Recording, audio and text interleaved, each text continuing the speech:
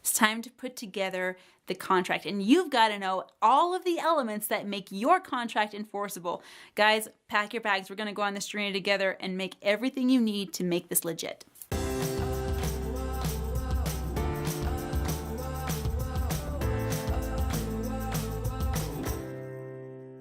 All right, so now you've got the contract. You want to know what makes a contract actually enforceable, or what makes it valid. In our other YouTube videos, we've actually got some extra cool information on how to make changes to a contract and what really you should include in a contract. So click here, check those out. Make sure that you watch all 3 of these videos, because lumped together, you've got contracts covered top to bottom, A to Z. So let's ask the question, what makes contracts really enforceable? Well, there's some really specific things, and it might surprise you on how few there are that makes a contract legally binding. Now, just a disclaimer here, I'm not an attorney. Please don't take my advice as an attorney. If you ever have any questions concerning your contract, it's always a good idea to consult an attorney and get their feedback. And you can always take contracts over there to your attorney and have them check through them and all of that details.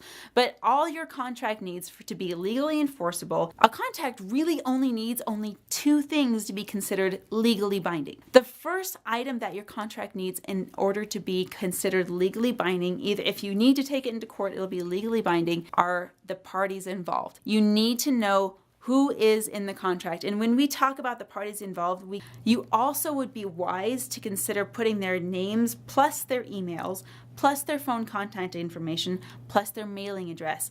Any form of contact info you have for any parties are going to need to be involved in the contract. So that's the first thing your contract needs to be legally binding, is all of the participant information on the contract. The second thing you need on a contract is the value exchange. When a contract gets made, it's because one party is over here saying, I have this product or service, and this other party is over here saying, great, I have money, take it, and we're gonna swap. When that happens, a contract needs to take place to explain how those products and services are going to be delivered and how the money is going to be delivered back and forth, so everything is kosher between all the parties. When that happens, you need to describe in detail how to do that. And if you watch one of our other videos, you're going to find out what needs to be included in that contract. There are several specific things we just advise that you include in the contract to make that as clear-cut as possible. Your contracts also need to be legal, moral, and ethical. Let me explain what I mean by that.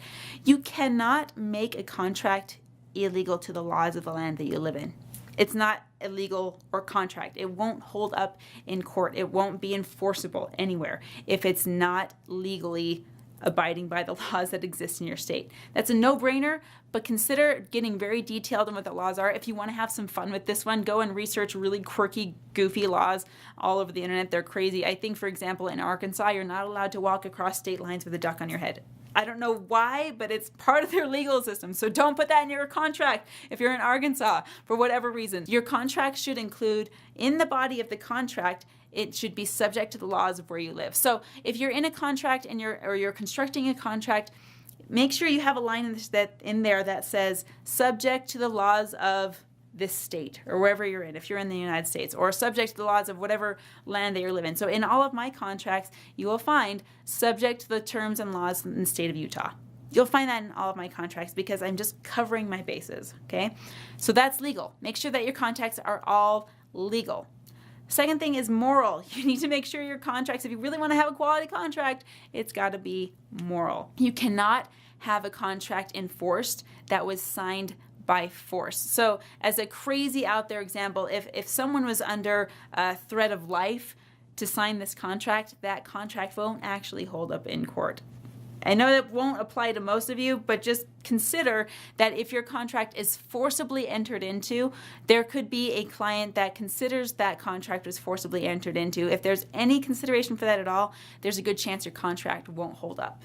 Won't be hold up in court and won't be enforceable should your contract need to go to that position. Now, when I say ethical, your product needs to have the right value exchange within your contract. So before anyone enters into a contract with you, they need to know exactly what your contract says. How many times have you gone through either online or in person and clicked the box that says, I accept the terms and conditions of this, whatever it is you're doing, and you haven't actually read them? Do yourself a favor. Read them. Read all of them. They're eventually going to sound very, very similar, but there are some surprising things that you'll find in those acceptance of terms and conditions. Take, for example, Facebook. Now, a few years ago, there was a big to-do in the news and all over the place about Facebook Messenger and about how it was using your camera and about all these things it was doing, presumably behind people's backs. Now, there was a big hype about that, but remember that when you signed up for that service, not only was it a free service, but you had to check the box, I accept the terms and conditions of this product or service, or of Facebook specifically, before I can use it, which means that you agreed to that system when you started using it. Does that make sense? When you agreed to the system, you really don't have any choice but to abide by the terms of the contract. Now, this contract that you made between Facebook and you, or between Messenger was you and yourself, was a free contract. It was like, I'm going to give you this amazing service of being able to text and message and video chat with anyone all over the world for nothing. All you need to do is abide by the terms and conditions of the contract. All you need to do is check this box. Pretty easy contract to sign, but how often do we actually look at what's inside? To be a good, responsible consumer, read the terms and conditions that you're clicking. That's probably the most hours.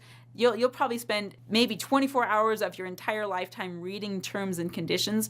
I know it seems like a lot, but it's going to be worth it in the end. And you might even find that you are more likely to either sign up or not sign up, depending on the terms and conditions of the contract. The last thing that a contract needs to be legal, you've got your parties, you've got your value exchange, those are the two main things, but it has to be in writing. A verbal contract is not always enforceable.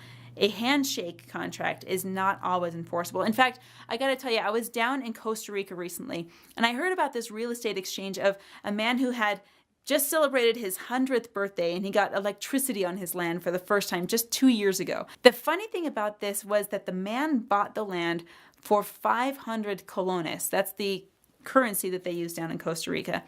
And he bought it with 500 colones and a handshake. Now, remember, this is not like first world stuff. This happened several decades ago with just a handshake.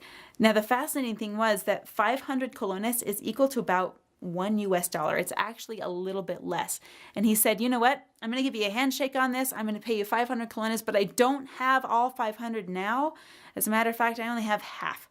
So I'm going to give you 50 cents, as it were. About 40 or 50 years ago, 50 cents, that's still not much to buy 17 acres of land. So he bought it for 50 cents and a handshake saying, I will pay you the extra 250 colones within the next year. For them, he enforced that contract, and that contract was paid, and it was done, and that the man owns the land for $1 now, and it's 17 acres of amazing land on the Costa Rica riverbank. But your contracts can't be like that, guys. This is a whole different world that we live in. You've got to have a contract that's written out in writing, and if you really want to have an effective contract, you're going to have multiple copies. Backup of your backup of your backup. I'm going to have a copy in my email address. I'm going to have a copy stashed away on my hard drive. I'm also going to take the time to print out an old school paper copy and file it away in my drawers and keep it with my documents. Sorry guys, you got to get a file box. If you're an entrepreneur, you're going to have to go out and get yourself a filing cabinet for all your amazing contracts. Now imagine going through a contract that was 17 acres of land. First of all, I don't know there's not many places in the US you can buy that anymore anyway, but imagine buying it for $1 and a handshake. Not even $1, like a half $1, 50 cents down and a handshake.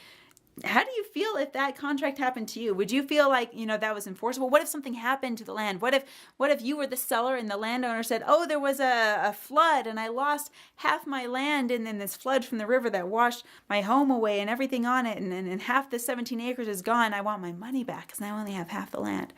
What are you going to do?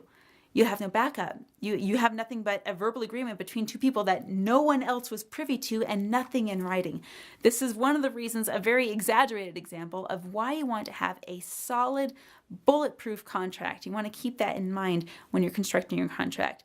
If you're in a contract and you want to make sure it's enforceable, it is if you've got those key elements. Again, I'm not an attorney.